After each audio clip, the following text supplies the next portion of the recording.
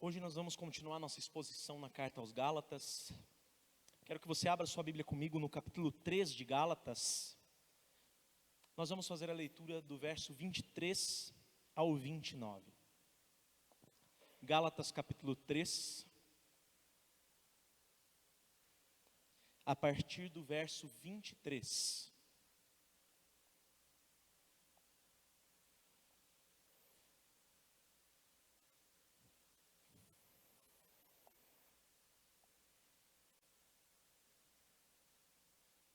Até o 29 vamos fazer a leitura. Quem está comigo diz amém? Amém. Assim diz a palavra do Senhor. Mas antes que viesse a fé, estávamos sob a tutela da lei e nela encerrados, para essa fé que no futuro haveria de ser revelada. De maneira que a lei se tornou o nosso guardião para nos conduzir a Cristo, a fim de que fôssemos justificados pela fé. Mas agora que veio a fé, já não permanecemos subordinados ao guardião. Pois todos vocês são filhos de Deus mediante a fé em Cristo Jesus, porque todos vocês que foram batizados em Cristo, de Cristo se revestiram. Assim sendo, não pode haver judeu nem grego, nem escravo nem liberto, nem homem nem mulher, porque todos vocês são um em Cristo Jesus. E se vocês são de Cristo, são também descendentes de Abraão e herdeiros segundo a promessa. Oremos. Deus amado, te louvamos, Senhor, e somos gratos, porque diante dos nossos olhos temos novamente a tua santa palavra. Pedimos a ti que o Senhor fale aos nossos corações, Pai, trazendo luz à nossa mente, para tudo quanto aquilo que o Senhor desejar nos ministrar nesta noite. Usa a minha vida falando, meu Pai, aquilo que é necessário através de mim, não saindo da minha boca uma só palavra que não tenha sido iluminada pelo teu Espírito Santo. E da mesma forma, iluminando meus irmãos aqui presentes e aqueles que assistirem depois, para a compreensão da semente a ser lançada, para que gere colheita 30, 60, 100 por um, segundo o teu propósito. Esta é a minha oração, Senhor, agradecido no nome de Jesus. Amém.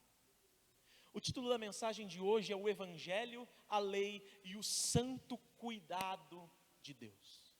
E se o mal que Paulo precisava combater ao escrever essa carta aos Gálatas era a infiltração daquele pessoal conhecido como judaizantes, ali naquelas igrejas cristãs de comunidades gentias, nada melhor para poder fazer isso do que se valer de uma poderosa exposição da verdade do Evangelho contida nas páginas da lei, contida nas páginas do Antigo Testamento. Até porque, se o grande argumento dos judaizantes para levar os cristãos gentios às práticas que eram comuns ao judaísmo se encontrava no entorno de uma suposta obrigação à lei para a salvação, sobretudo uma obrigação com a parte cerimonial da lei, o grande contra-argumento que se faz necessário para esse combate é uma exposição clara a respeito de qual seria a real função da lei no plano de salvação que Deus traçou desde a eternidade. A título de contextualização, nós devemos nos lembrar que a pregação dos judaizantes que estavam se infiltrando aqui nestas igrejas da Galácia, ela não consistia exatamente na apresentação de um novo evangelho. Na verdade, o que eles faziam era se infiltrar nas comunidades gentias, se dizendo enviados dos apóstolos de Jerusalém, a quem eles tratavam como superiores ao apóstolo Paulo, como se estes fossem apóstolos de verdade e Paulo não. E ali eles começavam a obrigar os gentios à guarda de rituais que caducaram após a morte e ressurreição do Senhor Jesus. Rituais esses que nós sabemos que são a circuncisão, a guarda de datas do calendário judaico e a guarda da dieta restritiva. Havia uma série de alimentos que a lei cerimonial não permitia que os judeus comessem, e esses judaizantes queriam fazer com que os gentios cristãos viessem a comer, dizendo que senão eles não seriam salvos. Ou seja, eles diziam que Jesus era o Salvador, sim, mas eles também diziam que a salvação de Jesus, ela só viria a se tornar completa naqueles que se submetessem ao jugo da lei de Moisés a esses 3 elementos dos quais eu falei agora. Então, a partir do versículo 6 do capítulo 3 aqui de Gálatas, Paulo vai passar a argumentar sobre o fato de que Moisés foi importante sim, mas Moisés somente existiu porque um dia Deus fez uma promessa a alguém anterior a ele, e esse alguém é Abraão. Promessa essa que foi feita muito antes de vir a lei. E Paulo elabora todos os seus argumentos em torno do que diz lá em Gênesis 15, no verso 6, que diz que Abraão creu em Deus e isso lhe foi atribuído para a justiça, mostrando dessa forma que uma pessoa somente poderá ser considerada como justa se um dia ela for desperta para a fé. Ou seja, mesmo lá antes da lei existir, a justificação de Deus já era pela fé e nem por nenhum outro elemento a mais. Para a gente explicar essa verdade com uma maior precisão, para Paulo fazer isso, essa explicação com uma maior precisão aos seus leitores, o que ele vai fazer? Ele ainda vai demonstrar que a justiça vem pela fé, mas também não é qualquer fé, somente pela fé no descendente de Abraão que fora prometido, que seria o herdeiro da promessa que Deus fez a ele lá atrás. E esse descendente, conforme Paulo falou, é ninguém menos do que o nosso Senhor e Salvador, Jesus Cristo. De modo que, se a lei, e preste atenção nisso, se a lei tem alguma função na salvação de qualquer pessoa, essa função ela está centrada no fato de que a lei mostra o quanto nós somos pecadores, o quanto nós somos faltosos contra a vontade de Deus, nos tornando assim totalmente dependentes do que o próprio Deus fez por nós, para que não sejamos condenados. Ou seja, a lei ela não foi dada por Deus 400 anos depois da promessa, para que a promessa fosse anulada. Ao contrário, a lei foi dada por Deus para provar ao homem pecador que a promessa é necessária, sendo que sem a promessa de Deus, sem Deus nos prometer herança, não pode existir salvação.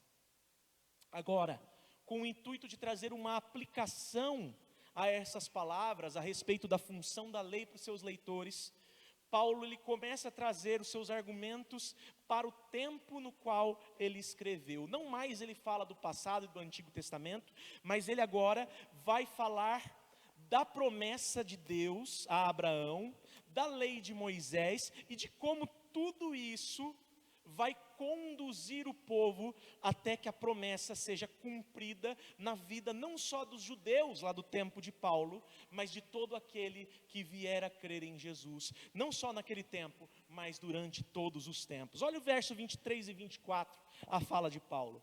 Mas, antes que viesse a fé, estávamos sob a tutela da lei e nela encerrados para essa fé que no futuro haveria de ser revelada. De maneira que a lei se tornou o nosso guardião para nos conduzir a Cristo, a fim de que fôssemos justificados pela fé. Resumindo aqui o propósito de Paulo nesses 2 versículos, nós podemos dizer que o que ele tentou deixar claro neste momento é que toda pessoa na face da terra está necessariamente em uma de 2 posições possíveis. Só existem 2 posições possíveis nas quais uma pessoa, um indivíduo pode estar na face da terra. Ou essa pessoa ele está presa à lei, aguardando o cumprimento da promessa, ou essa pessoa está liberta da lei, porque já herdou a promessa. Em outras palavras, ou a pessoa está vivendo sob o jugo do Antigo Testamento, da antiga aliança, ou está sob a liberdade do Novo Testamento. Resumindo, ou a pessoa está sujeita a Moisés, ou ela está em Cristo. Os 2 ao mesmo tempo. É impossível. Paulo está dizendo aqui com toda a sabedoria, que obedecer à lei não tem condições de satisfazer espiritualmente a cada um de nós, porque a função da lei é nos prender, nos guardar, nos segurar até que chegue o momento em que nós sejamos libertos. E nós somos libertos não pela lei, mas por Cristo. E essa libertação se dá mediante a fé. Vamos analisar com cuidado as palavras de Paulo aqui nesses 2 versículos, começando pelo trecho do versículo 23. Mas vamos pensar antes no que Paulo, no início de Paulo aqui, quando ele diz mas. O que ele estava trazendo aqui? Um argumento adicional ao seu argumento anterior. Paulo até então estava argumentando que a lei não é contrária às promessas de Deus, mas sim complementar a elas, uma vez que é a lei que expõe que as pessoas estão escravizadas pelo poder do pecado, até que chegue o tempo em que elas sejam convencidas desse pecado e Cristo as liberte por meio da fé. E agora, a partir desse mas, o que Paulo vai fazer é passar a argumentar que sim, houve um tempo em que as pessoas estavam obrigadas ao cumprimento da lei, mas que esse tempo fazia parte do propósito de Deus e duraria até o tempo em que a fé fosse revelada. Repare aqui no que diz Paulo no verso 23, mas antes que viesse a fé, ou seja, que fé é essa? Antes que viesse a fé da nova aliança, a fé pactuada no sangue de Jesus, que graciosamente traz o perdão dos pecados, estávamos sob a tutela da lei e nela encerrados, ou seja, presos como sob a custódia, não de um tutor qualquer, mas de uma guarda militar. Estes termos que Paulo usa aqui sob a tutela da lei e nela encerrados, tem relação com termos de guarda militar. Para que a gente estava preso, a gente estava seguro sob a lei? Para a fé que no futuro haveria de ser revelada. Veja a inteligência de Paulo aqui. Olha o que ele faz. Nesse momento ele vem e ele em dada medida concorda com os judaizantes que poderiam virar para ele e falar que ele estava diminuindo a importância de Moisés. E aqui ele chega e fala: Moisés é importante sim. Tão importante, preste atenção, tão importante que todas as pessoas da face da terra estão sujeitas a Moisés. Só que, no que diz respeito a essa sujeição a Moisés, o argumento de Paulo é que essa sujeição não é positiva, ela é negativa. Todos estão sujeitos a Moisés, mas sujeitos a Moisés para condenação, não para salvação. De modo que todo aquele que vier a crer em Jesus está também sujeito a Moisés, mas sujeito a Moisés somente até o momento em que Cristo for revelado a essa pessoa como seu Senhor e Salvador pessoal. A ideia prática desse versículo aqui é que todos nós que somos crentes, um dia nós já estivemos presos debaixo do jugo da lei de Deus, e essa lei, ela nos prova por A mais B, que cada um de nós merecemos o inferno.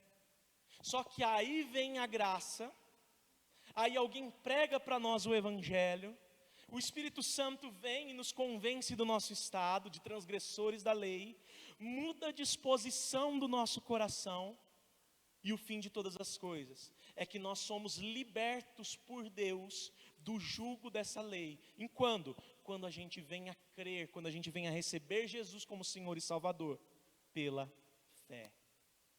Portanto, segundo Paulo, é verdade que existem pessoas que estão sim sujeitas à lei de Moisés, concordando até de certa forma com os judaizantes. Mas essa concordância de Paulo, ela se encerra no fato de que essas pessoas estão sujeitas a Moisés, não para a salvação, mas para a condenação. Porque para que um indivíduo seja salvo, ele não precisa estar sujeito à lei, ele precisa estar sujeito a Cristo. Mas aí poderia surgir um contra-argumento dos judaizantes. Eles poderiam chegar e falar para Paulo assim: tá bom, Paulo, beleza, nós entendemos que a sujeição à moral da lei é sob o aspecto negativo, somos pecadores mesmo. E sabemos, então, que existe outra parte da lei, a parte cerimonial, que é para trazer a purificação das falhas que nós cometemos contra a parte moral. Então, como que você vai poder dizer, Paulo, que essa sujeição à lei, ela está só sob o aspecto negativo e não no positivo? E é justamente por causa dessa possibilidade que Paulo vai expor o aspecto positivo da lei no verso 24, que é o quê? É proteger o descrente do seu próprio pecado, para que ele não seja destruído até que ele venha a ser desperto para a fé. Olha só as palavras de Paulo na primeira parte do verso 24. De maneira que a lei se tornou, ela não é em si, não era essa função em si da lei, mas ela se tornou, segundo a vontade de Deus no decorrer da história, nosso guardião. Numa tradução mais literal, nosso tutor. Ou alguém tem aqui alguma tradução que diz o nosso aio? Nosso aio. O que era um tutor ou aio naquele contexto? Era um escravo que era adquirido por um pai rico que ficava responsável por educar o filho em todos os aspectos, principalmente em aspectos morais, até que esse filho viesse a se tornar maior de idade. Ia lá o pai rico, contratava um escravo e falava: ó, você vai cuidar do meu filho até que ele seja capaz de receber a minha herança, até que ele se torne maior de idade. Só que o interessante é que o aio, o tutor, ele não cuidava do filho com o mesmo carinho que cuidava o pai. O tutor, o aio, ele era contratado, ele era adquirido com o objetivo de educar com dureza, com rigidez, com rigor. Então, quando Paulo diz que a lei se tornou nosso aio, nosso guardião, Paulo está dizendo que mesmo no seu aspecto positivo, a lei é severa e ela é desprovida do amor de um pai, porque ela é escrava, ela é serva de Deus e ela é utilizada com um propósito específico por um tempo específico. Qual que é o propósito específico da lei? A segunda parte do verso 24 é que vai dizer: para nos conduzir a Cristo, para quê? A fim de que fôssemos justificados pela fé. Então, para Paulo, segundo o aspecto positivo da lei, toda pessoa que não tem Cristo é protegida pela lei, para que não se perca de uma vez, até que venha se conhecer a Cristo. Paulo faz essa citação usando como referência os israelitas que vieram antes de Cristo, que viveram antes do nosso Senhor, que teriam sido cuidados pela lei como um tutor, como um guardião, como um aio, até que chegasse o tempo em que o descendente prometido a Abraão viesse a ser revelado e esse povo fosse liberto pela fé. E Paulo argumentava que esse tempo era chegado já. Jesus Cristo era o descendente, ele estava dizendo aqui. Só que note uma coisa: Paulo não escreve essas palavras somente pensando nos israelitas do passado, como numa forma de combater os judaizantes. Paulo escreve essas palavras pensando também nos crentes do presente e do futuro, que somos nós. De modo que se nós hoje perguntarmos assim: tá bom, o que nós temos a ver com isso? Para que serviu a lei no aspecto positivo?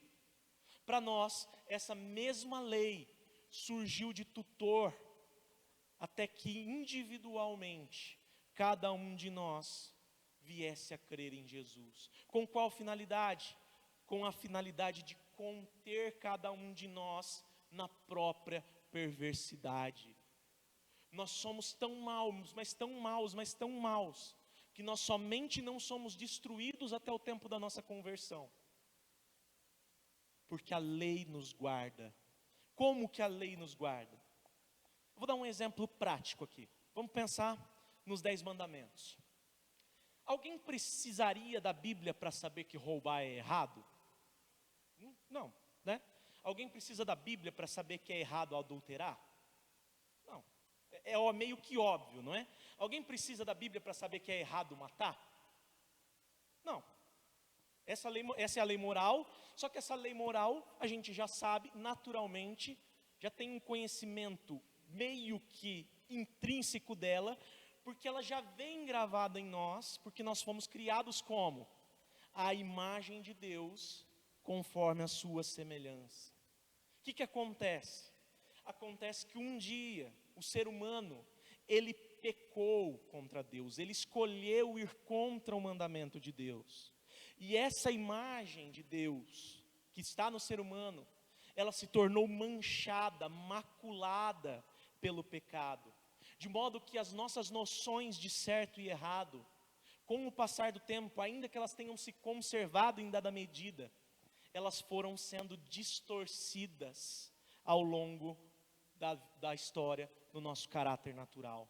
E cada vez mais, eu estava conversando sobre isso agora mesmo com o César, essas distorções, elas vão se fazendo presentes e elas vão se acumulando na sociedade. Cada vez mais o pecado ele vai se acumulando, a iniquidade vai se transbordando. Só que mesmo assim, Deus preserva esse caráter em nós, para que nós sejamos protegidos da nossa própria maldade. E essa lei que está gravada em nós, na nossa natureza, é a mesma lei que foi revelada aos israelitas, que ainda está contida em nós e nos protege. Até que, segundo o propósito de Deus, chegue o tempo em que nós sejamos despertos à fé em Cristo e fiquemos libertos do jugo dessa lei, que traz condenação, porque nós somos transgressores dela, nós somos pecadores contra ela.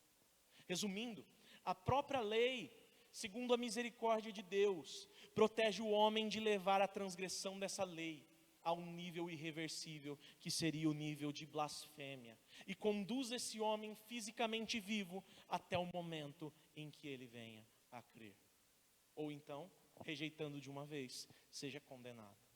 Portanto, segundo Paulo, a lei ela tem sim a sua função, mas é uma função temporária, uma função que é temporariamente conduzir os eleitos de Deus, conhecidos por Ele desde a eternidade, vivos, até que chegue o tempo em que cada um desses eleitos se torne crente de fato, não havendo então nenhuma obrigação com a lei no tocante à salvação. A função da lei é nos prender até que Cristo venha e nos liberte. Olha o verso 25 que Paulo diz: mas agora que veio a fé, já não permanecemos subordinados ao guardião ou ao aio. Um tutor ou aio somente trabalha por um tempo determinado. Quando o filho alcança a maioridade, ele passa a não ter mais nenhuma necessidade da atuação desse tutor. Ele se manteve obrigado à severidade do tutor, até que chegou o tempo em que ele se tornou um cidadão consciente dos seus deveres, estando assim apto a receber a sua herança. Essa é a ideia que Paulo traz aqui no verso 25. O Cristo que os judeus esperavam, prometido desde as primeiras linhas das Escrituras, ele já foi revelado. Jesus é o Cristo de Deus, que viveu como um servo perfeito de Deus, que morreu, mas pelo poder do próprio Deus, ressuscitou. E todo aquele que nele crer, todo aquele que o receber como Senhor e Salvador pela fé, já não está mais sob o jugo da lei, já não está mais obrigado à lei. Meus irmãos, a verdade é que nós precisamos prestar mais atenção no que Jesus fez por nós. Mais atenção. Nós às vezes temos uma ideia muito romana, de que veio um Jesus, que esteve aqui na terra, e que nos deu o exemplo para que a gente só venha e faça mais parecido com Ele que nós pudermos, e que esse Jesus, porque era bom, não agradou todo mundo, e por causa disso foi morto. Queridos, não. Jesus, Deus perfeito, se fez um homem perfeito para cumprir a lei que para nós serve para nos condenar, porque somos pecadores, e Ele cumpriu essa lei no nosso lugar. E tendo cumprido a lei no nosso lugar, como homem perfeito, Ele se entregou para receber sobre si a punição que era para ser nossa. Que punição é essa? Morrer numa cruz. Não só isso, querido. Quando Jesus morre na cruz, tem uma punição ainda maior. que é receber sobre si todinha a ira de Deus que deveria ser destinada a cada um de nós, da qual nós nos tornamos livres no dia em que nós enxergamos a nossa miséria e decidimos confiar em Cristo para a nossa salvação.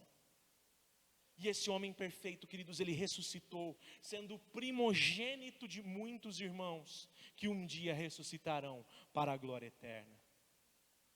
Você presta atenção no que você canta no momento do louvor? Você presta atenção nas letras que você canta? Nós cantamos muitas vezes aqui: eu sou livre, eu sou livre, nada além do sangue, nada além do sangue de Jesus. A gente canta: porque Ele vive, posso crer no amanhã, porque Ele vive, temor não há. A gente canta: mas um dia eu vi meus pecados e vi sobre mim o castigo da lei, mas depressa fugi, em Jesus me escondi, e refúgio seguro nele achei. Foi na cruz, onde um dia eu vi meu pecado castigado em Jesus. Louvor não tem que dizer respeito sobre as emoções que nós sentiremos, para que fiquemos sensíveis à emotividade do pregador, do pastor, na hora da pregação. O louvor também é pregação, queridos. O louvor também tem que ser doutrina. Quando nós louvamos com hinos que cantam a Bíblia, o que nós estamos fazendo, meus irmãos, é repetir no nosso coração, no nosso espírito, verdades eternas da grande obra de Cristo. Por isso, meus irmãos, creia que Cristo te fez livre da lei. Segundo a lei, você é injusto e merece o inferno, mas agora que veio a fé, a verdade é que nós já não permanecemos subordinados ao guardião, porque no momento em que nós cremos, nós recebemos de Deus o Espírito de adoção, que é o Espírito Santo, pelo qual nós passamos a clamar: Abba, Pai, ou seja, Pai do qual nós dependemos vitalmente. Por isso nós não estamos mais obrigados à lei, que é um tutor, porque quando cremos nós somos adotados e adotados como herdeiros legítimos. Olha o verso 26, pois todos vocês são filhos de Deus. Como? Mediante a fé em Cristo Jesus. Paulo continua a sua argumentação sobre a função verdadeira da lei, tendo em mente que a justificação se dá exclusivamente pela fé, avançando para um dos pontos mais importantes das suas palavras. Ao dizer essas palavras aqui do versículo 26, é como se Paulo lançasse na mente dos Gálatas uma pergunta retórica decisiva, à semelhança daquelas lá do começo do capítulo 3. Uma pergunta assim: vocês preferem viver como maiores de idade, como responsáveis, que têm parte na herança, ou vocês preferem viver como crianças, que vivem a um severo tutor, que na verdade é um escravo, não é da família, que é designado pelo pai até que chegue o tempo? O que vocês preferem? Se o grande problema a ser tratado aqui na carta dos Gálatas é que existia um irmão gentio se deixando levar pelo discurso dos judaizantes, que queria fazer com que eles, que nunca foram sujeitos aos costumes cerimoniais, porque eram gentios, se tornassem judeus prosélitos. Paulo expõe aqui que o judaísmo, como religião, como doutrina, é infinitamente inferior ao cristianismo. Como assim?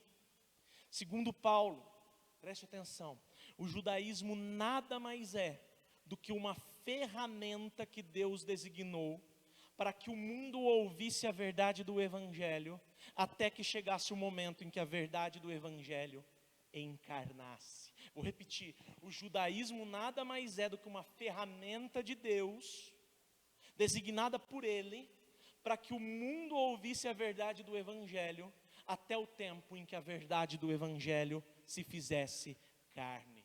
Por quê? Porque Jesus é a verdade do Evangelho. Jesus é a boa notícia de Deus para a humanidade e não um código de normas e regulamentos. Portanto, o argumento de Paulo direciona para um fato decisivo. Só existem duas religiões no mundo.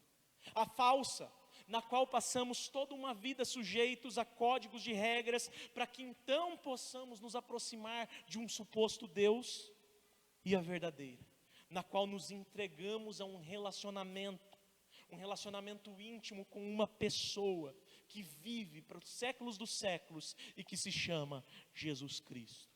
Relacionamento esse que se dá pela fé nele, que é perfeito, perfeito Deus e perfeito homem, como seu único e suficiente Salvador pessoal.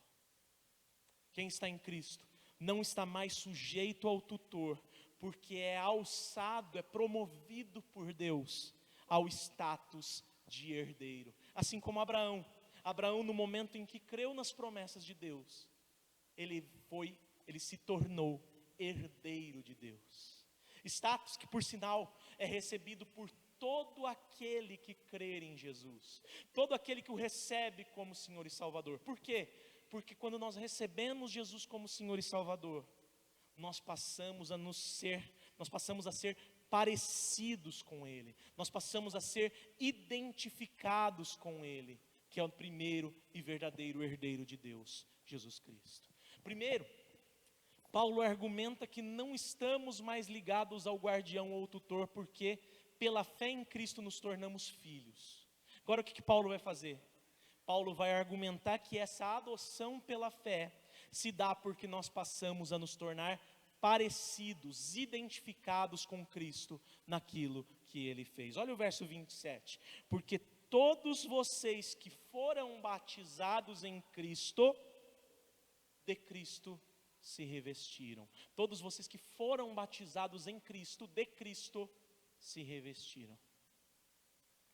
Paulo finaliza o seu argumento sobre a desobrigação do crente com a lei, fazendo uso da ordenança do batismo como base. Porque podemos ser chamados de filhos de Deus quando cremos em Cristo Jesus? Porque quando nós fomos batizados em Cristo, nós fomos revestidos, nós nos revestimos de Cristo. Como assim? Paulo, quando trata do batismo aqui, ele não está querendo trazer um novo rito como necessário para a salvação, para substituir a circuncisão. Paulo não está criando uma nova lei. Ao contrário, Paulo está querendo trazer à mente dos seus leitores a lembrança do significado de ser batizado em Cristo. O que ser batizado em Cristo significa? Ser identificado com Jesus, tanto em sua morte quanto em sua ressurreição. Lembra das palavras de Paulo no final do capítulo 2? Porque eu, mediante a própria lei, morri para a lei a fim de viver para Deus. Estou crucificado com Cristo, logo não sou mais eu quem vivo, mas Cristo vive em mim. E esse viver que agora eu tenho na carne, vivo pela fé no Filho de Deus, que me amou e se entregou por mim. O que Paulo diz aqui no verso 27? A mesma coisa, só que com outras palavras. Com a diferença que lá Paulo estava falando de si próprio. Era Cristo vivendo nele. E aqui não. Aqui Paulo fala dos Gálatas, que realmente ele considera como crentes. A ideia de Paulo é que não podemos nos manter sob o jugo da lei, porque a lei é um tutor temporário, que quando nós cremos em Jesus, deixa de ser o nosso tutor, porque nós somos adotados por Deus como seus filhos legítimos. E Deus, por sua vez, nos adota como seus filhos, porque em nossa nova natureza, nós passamos a ser identificados, nós passamos a ser conhecidos como parecidos, semelhantes a Jesus. Vamos pensar nas raízes das palavras que Paulo usa aqui.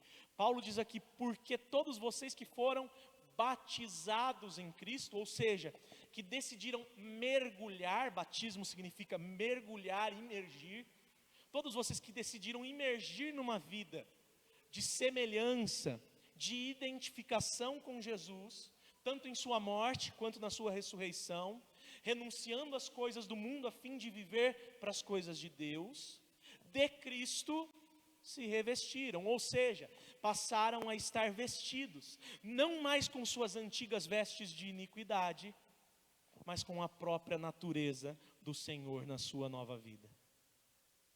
E essa é a ideia de revestimento, queridos. É algo que deve falar profundamente aos nossos corações. Por quê?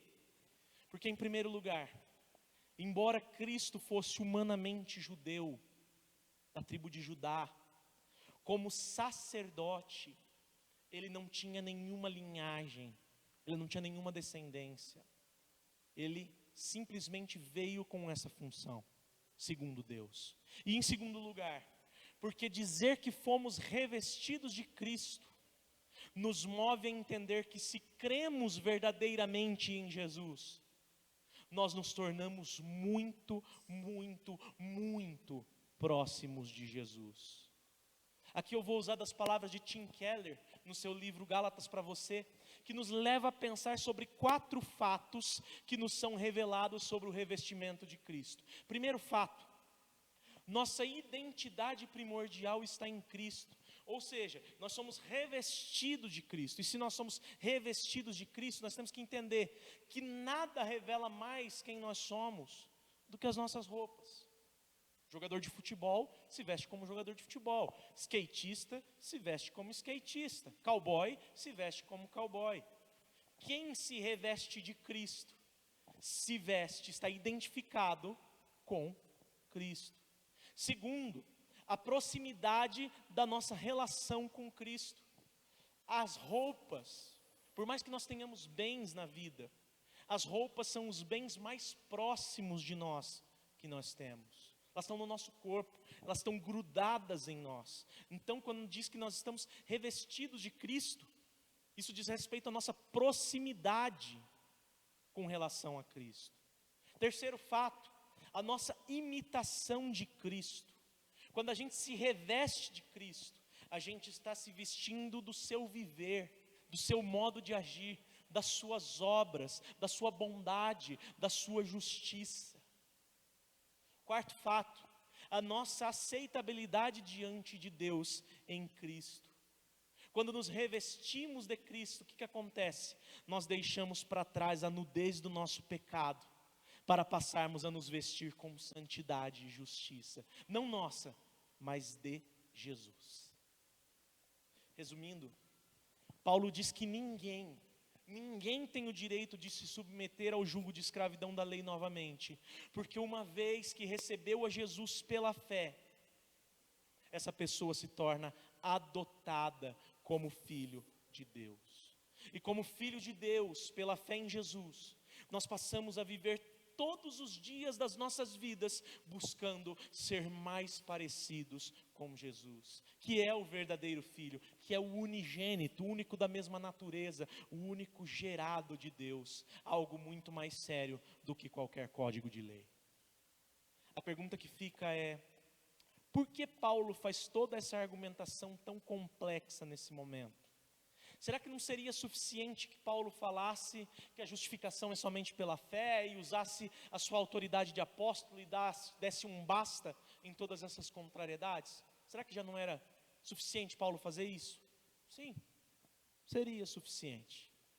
Mas Paulo fazia questão, não só de que os seus leitores crescem e aceitassem aquilo que ele estava dizendo, porque ele era tão apóstolo quanto os 12, mas de que a verdade do Evangelho, ela fizesse tanto sentido para aqueles crentes da Galácia, que eles botassem de uma vez por todas para correr aqueles judaizantes daquelas comunidades. É isso que Paulo queria. Note que estamos chegando no ápice do argumento de Paulo. De um lado nós temos as ideias dos judaizantes, que se colocavam como superiores aos gentios, uma vez que Deus tinha se revelado anteriormente e só aos judeus, e isso só muito tempo depois, incluindo outros povos na salvação. E de outro lado, nós temos Paulo, que também era judeu, da linha dos fariseus, da tribo de Benjamim, que fora chamado pelo próprio Senhor ao ministério apostólico. e ele lhe declarava uma série de argumentos complexos a respeito da relação entre a lei e a promessa, a fim de provar que todas as vantagens e privilégios que Deus concedeu aos judeus, e realmente concedeu, quando colocadas diante da pessoa de Cristo, são reduzidas a nada, colocando todos os homens que são verdadeiramente crentes em pé de igualdade. Olha o verso 28. Assim sendo, não pode haver nem judeu nem grego, nem escravo nem liberto, nem homem nem mulher, porque todos vocês são um em Cristo. Nós podemos nos aprofundar até bastante no conteúdo deste versículo. Só que o mais importante que temos que dizer a respeito dele, precisa ser dito imediatamente. Em Cristo, todos somos iguais. Deus, como Pai, não faz diferenciação entre filho e filho. A todos os filhos é prometida a mesma herança. De modo que, quando nos tornamos crentes em Cristo, nós não passamos simplesmente a ter uma nova religião. Nós passamos, de forma revelada, a fazer parte de um plano de Deus que é eterno. Como assim? Deus criou o homem, não foi? Foi. Deus fez homem e mulher, segundo a sua imagem, conforme a sua semelhança. E aconteceu o quê? O homem escolheu pecar contra Deus, quebrando uma única regra que Deus tinha deixado para eles lá no jardim do Éden, e quebrando assim o pacto inicial. E o que isso gerou? Quando o homem pecou, ele atraiu para si próprio e para toda a sua descendência uma sentença de condenação. De modo que todas as pessoas nascem condenadas, elas nascem em condenação, a não ser que sejam regeneradas por Cristo. Mas Deus, que é amor, também deixou a esse homem uma promessa. Promessa essa que é promessa de redenção. O descendente da mulher, ele viria e esmagaria a cabeça da serpente. Assim, embora houvesse toda uma história de batalha entre a descendência da serpente e a descendência da mulher, um descendente da mulher viria e destruiria de uma vez por todas a obra do pecado que a serpente ajudou a construir no coração do homem. Mais para frente, o que aconteceu? O homem descendente de Adão continuou a pecar, porque é pecador. Pior, o pecado ficou mais concentrado, foi se acumulando mais. O que Deus decidiu fazer? Deus decidiu destruir a humanidade por meio de um dilúvio. Mas antes de fazer isso, Deus é amor. Ele levantou um único homem, Noé, para construir uma arca e salvar a continuidade da geração humana. Mas novamente, a humanidade volta a acumular pecados contra Deus. Por quê? Porque são pecadores. Até que, da descendência de Sem, que é filho de Noé, Deus decide levantar mais uma vez um único homem para progredir na revelação daquele plano inicial de salvação, de que o descendente da mulher esmagaria a cabeça da serpente, do inimigo. Deus então vem e faz o quê? Chama Abraão, que creu em Deus, e isso lhe foi atribuído para a justiça. E ele promete que o seu descendente faria benditas todas as famílias da terra. A Abraão nasceu Isaque, filho da promessa, de Isaque nasceu Jacó, e de Jacó toda uma descendência numerosa, que um dia, por causa de uma fome que atingiu a terra de Canaã, migrou para o Egito com cerca de 70 pessoas. Mas, depois de 400 anos e sob escravidão, saiu do Egito pelo poder de Deus, não mais com 70 pessoas, mas com milhões de descendentes, e com promessa, pelas mãos de um único homem, Moisés, para guiá-lo até a terra prometida. Por meio de Moisés, o que Deus fez? Deus deu a lei para fazer com que esse povo fosse protegido até chegasse do deserto à terra de Canaã, e também fosse protegido enquanto vivesse na terra de Canaã. E essa lei que foi dada por Deus, ela tinha uma finalidade: exaltar o pecado desse povo e mostrar que a humanidade precisava realmente de um Salvador. E essa lei, ela atuou cumprindo as suas funções, até que a promessa do descendente, que veio para ser o Salvador, o abençoador de todas as famílias da terra, viesse por fim a encerrar, a cancelar todo o jugo de escravidão que o pecado sujeitou ao homem. Então, vindo o descendente, e esse descendente é Jesus, acabam os privilégios. Deus, de uma vez por todas, Ele manifesta o seu amor de forma clara, não mais somente aos judeus ou a partir dos judeus, mas a toda a humanidade. E todo aquele que crer nesse descendente de Abraão, que é o mesmo descendente da mulher lá de Gênesis, todo aquele que Deus incluiu nesse plano maravilhoso de redenção, Deus chama essa pessoa de filho, o adota como filho. Queridos irmãos, devemos nos atentar para a profundidade daquilo que Paulo expõe nesse versículo. Paulo trata a fé em Cristo aqui como um compromisso de 3 dimensões: altura, largura e comprimento. Na altura, preste atenção nisso, nós somos reconciliados com Deus. Na largura, nós somos unidos a todos os cristãos de toda a terra. No comprimento, nós somos feitos irmãos de todos os crentes da terra, mas não só do nosso tempo, de todos os tempos. Como então, querido? Se eu sou realmente crente, como então eu posso querer pensar em me sujeitar a qualquer um que prega que existem diferentes castas religiosas? Como que eu posso querer pensar em apresentar para Deus qualquer outra justiça que não seja a justiça do próprio Filho dele, Jesus Cristo? Se os judaizantes eram realmente crentes, como eles podiam dizer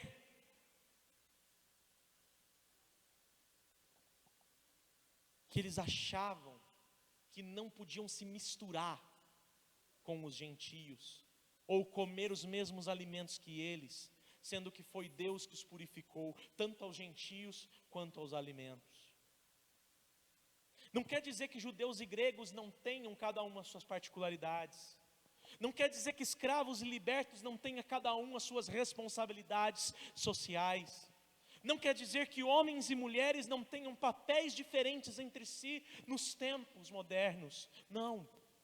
Quer dizer que diante de Deus, por causa da fé em Cristo que nos faz filhos de Deus, todos os que são filhos dele são vistos com os mesmos olhos. Somos olhados pelo Pai com os olhos com os quais eternamente Ele olha para o próprio Filho unigênito, que é Jesus Cristo. E se assim o somos, nós também descendemos de Abraão, que creu em Deus, e isso foi atribuído para a justiça. Olha o verso 29. E se vocês são de Cristo, são também descendentes de Abraão, herdeiros segundo a promessa. Não é pela lei, não é pela obediência, é mediante a fé. Aquilo que os judaizantes criam de forma carnal, estava sendo exposto por Paulo segundo uma ótica espiritual. Nós não somos crentes e filhos de Deus por uma decisão pessoal totalmente nossa, desconectada da história. Nós não nos tornamos crentes só porque um dia nós respondemos a uma oração, num apelo. Não, nós nos tornamos crentes muito mais do que isso. Porque Deus nos incluiu num plano perfeito, no qual no tempo oportuno, e aí sim, por meio da nossa decisão pessoal, que não poderia ter sido tomada sem a ação do Espírito Santo, tá? Aí sim, por meio da nossa decisão pessoal, nós nos tornamos filhos de Deus.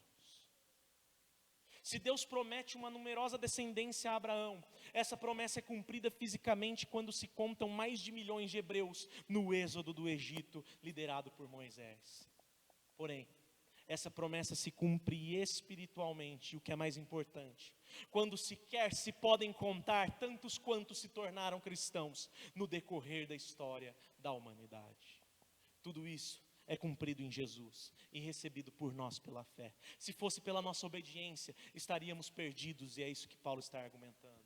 Mas, graças a Deus não é. Somos todos os que são crentes, filhos de Deus, mediante a fé em Jesus como Senhor e Salvador. Que tal fazer parte dessa família? Que tal fazer parte desse povo grandioso? Abandone todo o senso de justiça própria e confie na justiça de Cristo, que se entregou por você para morrer naquela cruz. Caminhando para o final, que desafios nós podemos extrair deste texto para colocá-los em prática nas nossas vidas cotidianas? Primeiro desafio: vá até Jesus e encontre justificação. Você é pecador e você precisa de perdão. Você precisa que alguém declare justiça sobre você. E essa justiça é declarada por Deus a você, se você a recebe de Cristo. Creia em Jesus como Senhor e Salvador de sua vida, mas creia de todo o seu coração, de todo o seu entendimento, que Deus declarará você como um justo. Vá até Jesus e encontre justificação. Segundo desafio: vá até Jesus e encontre libertação. Se você não tem Jesus, você é escravo do pecado. Você está aprisionado às trevas. Você está sob o domínio e o jugo de Satanás. Você não tem esperança. Mas a todo aquele que se achega, todo aquele que vem até Ele, todo aquele que se rende de todo o coração a Jesus Cristo como Senhor e Salvador, tem seus grilhões quebrados, tem suas correntes destruídas, tem o jugo opressor do maligno aniquilado de uma vez por todas em sua vida, e é liberto para viver uma vida de cabeça erguida, em santidade, em justiça, porque recebeu a justiça de Cristo e por Cristo foi liberto para viver a vontade dele. Segundo desafio: vá até Jesus e encontre libertação. Terceiro e último desafio: vá até Jesus e encontre filiação. Ser perdoado, maravilhoso. Ser liberto, grande coisa.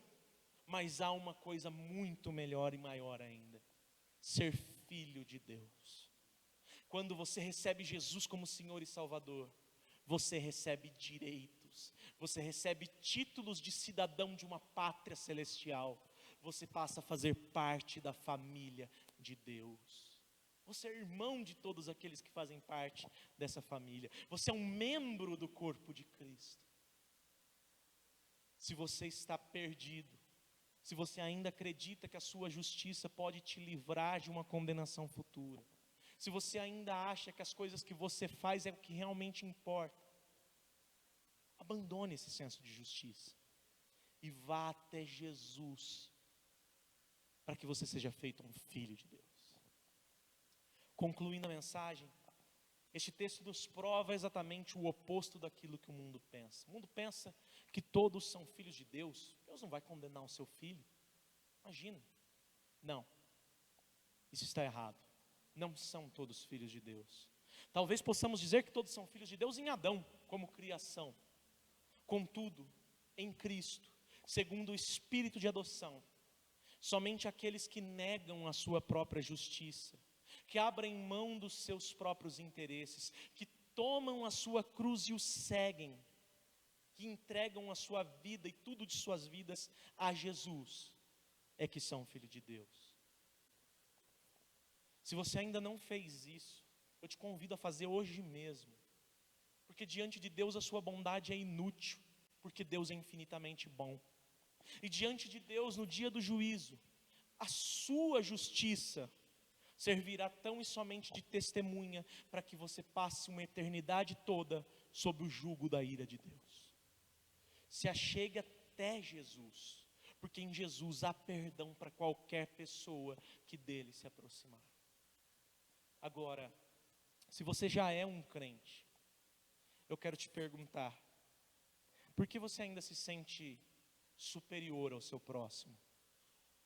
Porque você, tendo talvez uma instrução um pouco maior, se sente mais capacitado que o seu irmão mais humilde de conhecimento? Vou inverter a pergunta. Você, que é raso em conhecimento e capacitação, por que você não busca crescer? Por que você não busca melhorar? Por que você está acomodado? Somos famílias de Deus pela fé em Jesus, mas ainda há uma infinidade de pessoas para fazer parte dessa família, que ainda não fazem. Que nós possamos, a exemplo de Paulo, nos colocar disponíveis para pregar com toda ousadia e clareza a verdade do Evangelho, que reside totalmente na pessoa de Jesus Cristo, por quem não somente nós somos perdoados, mas muito mais do que isso, por quem verdadeiramente nós somos feitos povo de Deus, independente de quem sejamos ou do que já tenhamos feito nas nossas vidas. Deus nos preservou sob o cuidado de uma lei severa, e glória a Deus por isso. Mas hoje Ele chama cada um de nós para viver a liberdade, para vivermos tendo a certeza de que por causa de Jesus nós somos feitos herdeiros de Deus, nós pertencemos à família de Deus, nós somos filhos de Deus. Nossa herança, querido, está no céu. E aí eu encerro perguntando: você quer ir para lá? Você quer ir para o céu? Confie em Jesus, confie no que Ele fez, e isso é suficiente. Deus Santo, nós te louvamos e bendizemos a Ti, gratos por Tua graça, por Teu amor, gratos por esta mensagem, Pai. Obrigado por falar aos nossos corações, meu Deus, e trazer luz sobre este texto, no qual o Teu Filho, o Teu apóstolo, meu Pai, tenta combater falsos crentes, que queriam dizer que tinham justiça própria para poder ser salvo. Senhor, nós não temos nada, mas nós temos a Ti. Nós temos ao nosso Senhor Jesus Cristo. Nós temos a fé que o Senhor nos determinou, que o Senhor nos designou como dom. E diante do Senhor, pela fé, nós nos colocamos. Perdoa os nossos pecados. Lava-nos das nossas iniquidades pelo sangue do Cordeiro. E nos capacita a viver uma vida santa, como filhos e servos do Senhor. Em nome de Jesus.